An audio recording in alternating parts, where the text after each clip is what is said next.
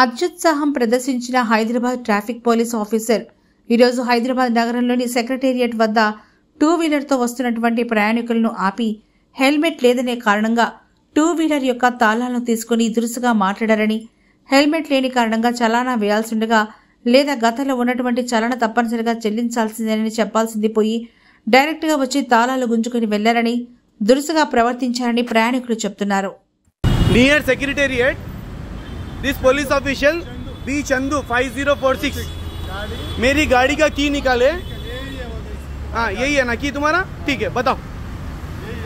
यही है, हाँ आ रहे हैं, जाओ।